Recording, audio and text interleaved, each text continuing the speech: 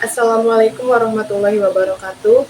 Nama saya Gita Lestari dengan nomor induk mahasiswa 24882011013, Universitas Darul Ma'arif Indramayu, Program Studi Pendidikan Bahasa dan Sastra Indonesia, semester 2, tahun akademik 2024-2025. Mata pelajaran, pembelajaran menyimak dan memirsa, dosen pengampu Bapak Unes MPD. Di sini saya akan menjelaskan mengenai upaya menyimak tepat guna, aneka kendala menyimak efektif, perilaku menyimak faktual dan empatik, dan meningkatkan perilaku menyimak. Langsung saja ke materi yang pertama, upaya menyimak tepat guna. Agar menjadi penyimak yang baik dan efektif, ada beberapa upaya yang bisa dilakukan. Pertama, kembangkan kemauan menyimak. Tanpa niat yang kuat, seseorang sulit menjadi penyimak yang baik. Yang kedua, menyimak lebih lama. Semakin lama menyimak, semakin banyak pengetahuan yang bisa diperoleh. Yang ketiga, menyimak lebih sering. Keterampilan menyimak meningkat dengan latihan yang berulang. Yang keempat, menyimak dengan respek. Menghargai pembicara membantu kita lebih fokus dan terbuka terhadap informasi baru. Yang kelima, menyimak dengan umpan balik. Berikan tanggapan seperti pertanyaan. Yang keenam, hindari penilaian prematur. Jangan terburu-buru menyimpulkan sebelum pembicara selesai berbicara. Yang ketujuh, menyimak dengan tenang. Hindari prasangka dan kegelisahan agar bisa memahami informasi dengan baik. Yang kedelapan, menyimak secara analisis. Pisahkan informasi penting, analisis, lalu simpulkan secara logis. Yang kesembilan, hindari sikap defensif.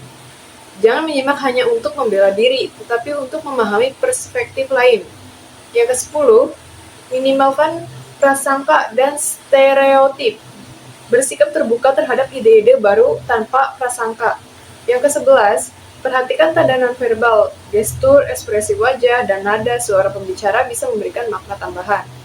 Lalu materi yang kedua ada aneka kendala menyimak efektif. Beberapa hambatan internal yang dapat mengganggu efektivitas menyimak antara lain, 1. Keegosentrisan. Fokus pada diri sendiri membuat sulit menerima perspektif lain.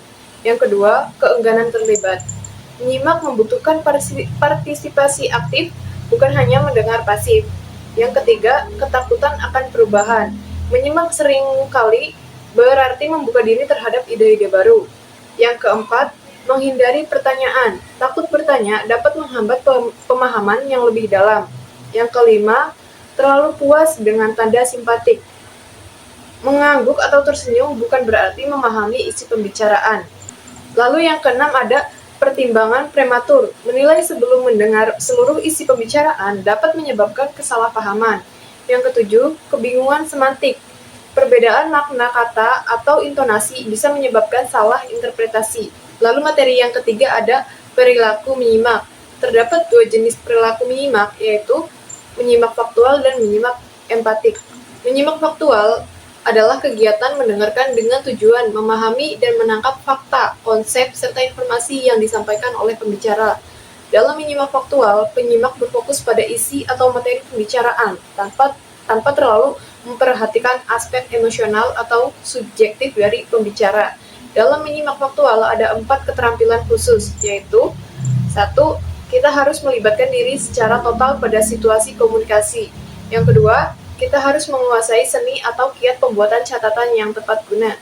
Yang ketiga, kita harus mencari serta menganalisis sarana-sarana penunjang yang diutarakan oleh sang pembicara. Yang keempat, kita harus mencari pola organisasi dan struktur keseluruhan sang pembicara.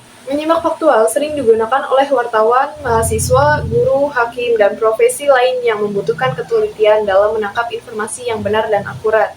Lalu menyimak empatik. Menyimak empatik adalah kegiatan mendengarkan yang bertujuan untuk memahami isi pesan sekaligus perasaan, sikap, dan emosi pembicara. Dalam menyimak empatik, penyimak tidak hanya fokus pada informasi faktual, tetapi juga mencoba menempatkan diri dalam posisi pembicara agar dapat merasakan dan memahami sudut pandangannya. Ada beberapa perilaku dalam kegiatan menyimak empatik, diantaranya 1. Memperhatikan isyarat-isyarat nonverbal. Yang kedua, menempatkan diri pada posisi orang lain. Dan yang ketiga, memusatkan perhatian pada pesan, bukan pada penampilan. Ada beberapa cara untuk melakukan hal ini, antara lain, 1. Buatlah catatan-catatan mental dari butir-butir utama. Yang kedua, pikirkan dan renungkanlah kemungkinan adanya cara-cara lain untuk menunjang ide-ide utama sang pembicara. Yang ketiga, cari dan dapatkanlah cara-cara yang telah dipakai oleh pembicara untuk mengorganisasikan atau memberi struktur terhadap penampilannya. Lalu materi yang keempat yaitu meningkatkan perilaku menyimak. Setiap orang yang ingin menjadi penyimak yang unggul haruslah berusaha meningkatkan perilaku menyimak dalam dirinya. Berikut beberapa upaya yang dapat dilakukan untuk meningkatkan perilaku menyimak. Yang pertama, menerima keunikan pembicara. Setiap orang memiliki gaya komunikasi yang berbeda. Yang kedua, memperbaiki sikap, menghindari berpura-pura menyimak dan meningkatkan kesadaran diri. Yang ketiga, menciptakan lingkungan yang mendukung. Pilih tempat yang minim gangguan. Yang keempat, menunda penilaian. Jangan terburu-buru menilai sebelum memahami isi pesan secara keseluruhan. Yang kelima, meningkatkan teknik mencatat. Buat catatan yang terstruktur dan fleksibel. Yang keenam, menentukan tujuan menyimak. Tentukan fokus, apakah memahami konsep utama atau mencari informasi spesifik. Yang ketujuh, menggunakan waktu secara bijak. Hindari melamun, tetap fokus pada pembicaraan. Yang kedelapan, menyimak secara rasional, mengendalikan reaksi emosional agar tetap objektif. Yang kesembilan, berlatih dengan materi sulit, menantang diri untuk menyimak materi yang lebih kompleks akan meningkatkan keterampilan. Untuk menyimak dengan lebih efektif, seseorang juga bisa menerapkan beberapa strategi seperti yang pertama, membuang prasangka. Yang kedua, menggunakan umpan balik, nonverbal dan verbal. Yang ketiga, mengajukan pertanyaan yang relevan. Yang keempat, menyesuaikan teknik menyimak dengan situasi dan tujuan. Mungkin hanya sekian yang dapat saya sampaikan. Kurang lebihnya mohon maaf. Wassalamualaikum warahmatullahi wabarakatuh.